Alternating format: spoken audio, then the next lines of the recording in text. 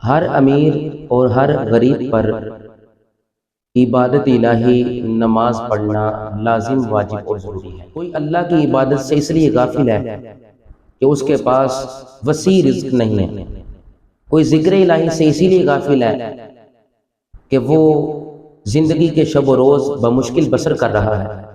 تو ہر کوئی شخص امیر ہے یا غریب، امیر اپنی امارت کی وجہ سے، اپنی زندگی کے سکون کی وجہ سے عبادت سے غافل ہے، ذکر سے غافل ہے۔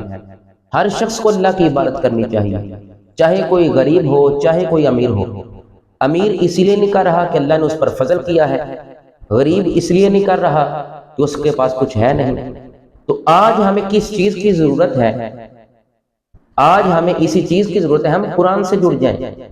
قرآن کہتا ہے نماز تم پر فرض ہے۔ بے نمازی کی نحوست قرآن و سنت میں موجود ہے۔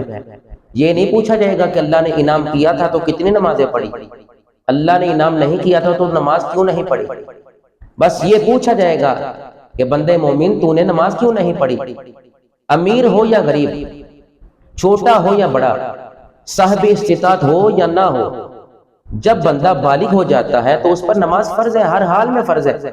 شریعت کہتی ہے کھڑے ہو کر نہیں پڑھ سکتے بیٹھ کر پڑھ لو، بیٹھ کے نہیں پڑھ سکتے تو لیٹ کے پڑھ لو، نہیں پڑھ سکتے اشارے سے پڑھ لو، ہر حال میں نماز پڑھنی فرض ہے۔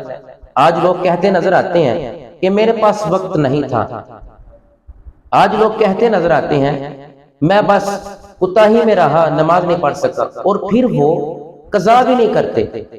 ہمیں نماز کی تلقین ہمارے بڑوں نے کی ہے، بزرگوں نے کی ہے، تو نماز ہر حال میں فرض ہے۔ 100 سال اس نے عبادت کی تھی۔ آج تو ہماری عمریں تھوڑی ہیں، کسی کو کسی مرض کی وجہ سے، بیماری کی وجہ سے وہ دنیا سے جا رہا ہے، نمازوں کا حساب تو دینا ہی ہے، اللہ کی بندگی کے متعلق تو پوچھا ہی جائے گا۔ یہاں سے جان نکلنی ہے تو قیامت کے دن سب سے پہلے بندگی کے متعلق سوال کیا جائے گا، چاہے کوئی نوجوان ہے چاہے کوئی بوڑھا ہے، چاہے کوئی امیر ہے چاہے کوئی غریب ہے، چاہے کوئی خوشی میں ہے چاہے کوئی غمی میں ہے، چاہے مجلس میں ہے چاہے علیحدگی میں ہے، ہر حال میں جب حی علی الصلاۃ کی صدا آ گئی تو اللہ کے حضور اپنی پیشانی کو جھکا دینا لازم واجب اور ضروری ہے۔ تو نماز تو وقت مقررہ پر فرض ہے۔ ذکر سے بندہ اس لیے غافل ہو جائے کہ ہمارے پاس زندگی گزارنے کے طریقے موجود نہیں، آسائش موجود نہیں، زندگی گزارنے کی سہولیات موجود نہیں، تو کیا اگر زندگی گزارنے کی سہولیات موجود نہیں تو نماز بندہ ترک کر دے گا؟ کسی حال میں نماز معاف نہیں۔ آج تو ہماری عمریں ہی تھوڑی ہیں، 500 سال اللہ کی عبادت کرنے والوں کا یہ حال ہے۔ ہم عبادت سے غافل، ہم ذکر سے غافل۔ لمحے فکریہ ہے امت مسلمہ کے لیے کہ جب بھی ذکر سے منہ موڑیں گے تو روزی تنگ ہو جائے گی۔ ہم ذکر سے منہ موڑے بیٹھے ہیں، ہم نماز سے منہ موڑے بیٹھے ہیں، ہم تلاوت قرآن سے منہ موڑے بیٹھے ہیں، پھر ہم کہتے ہیں ہمیں رزق نہیں ملتا۔ رزق تو تب ملے گا جب رازق کی تلاش میں ہم رہیں گے، جب رازق کے احکامات پر عمل کریں گے، جب قرآن پر عمل کریں گے۔ 500 سال اللہ کی عبادت کرنے والے کا یہ حال ہے۔ روایات میں آتا ہے کہ آخری وقت آیا وصال کا وقت، 500 سالہ عبادت گزار کا، تو آخری وقت سجدے میں سر رکھ کر دیکھیں اگر کوئی بیماری کا عالم بھی ہے تب بھی نماز پڑھنی ضروری ہے۔ وہ 500 سالہ آخری وقت آیا، سر سجدے میں رکھا تو اللہ کی بارگاہ میں پتہ کیا کرتا ہے؟ یا اللہ مجھے حالت سجدہ میں ہی موت عطا فرمانا۔ ہماری تو عمریں ہی تھوڑی ہیں، 500 سال آہوزاریاں کرنے کے بعد بھی، 500 سال اللہ کی عبادت کرنے کے بعد بھی وہ یہ کہہ رہا ہے کہ باری تعالیٰ مجھے حالت سجدہ میں موت عطا فرمانا۔ دوسری حاجت اس کی کیا تھی؟ عرض کرتا ہے باری تعالیٰ جب میں دنیا سے جاؤں تو میرے جسم پر کوئی چیز مسلط نہ کرنا، میں تیرا عبادت گزار بندہ ہوں۔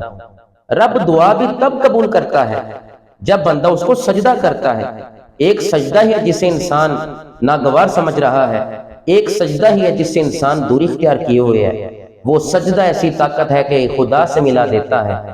اور تیسری دعا کرتا ہے کہ یا اللہ سجدے کی حالت میں ہی قیامت کے دن مجھے اٹھانا۔ اگر ہم سجدہ ہی نہ کریں گے تو ہماری دعائیں کیسے قبول ہوں گی؟ اگر ہم عبادت ہی نہ کریں گے تو حاجتیں کیسے پوری ہوں گی؟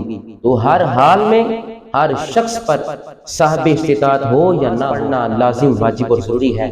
ہم نمازوں سے غافل ہو کر ہی ہم رزق سے دور ہیں، نمازوں سے غافل، رکوع و سجود سے غافل، تلاوت قرآن سے غافل ہو کر ہی ہم اللہ اور اس کے رسول کے احکامات سے دور ہو کر ہی جنت سے دور ہیں۔ تو اگر جنت کا راستہ اپنی زندگی میں بندہ آسان کرنا چاہتا ہے تو اسے چاہیے کہ وہ اللہ کی بندگی کرے، اللہ کی نماز ادا کرے۔ اللہ ہمیں پنج گانا با جماعت نماز پڑھنے کی توفیق عطا فرمائے۔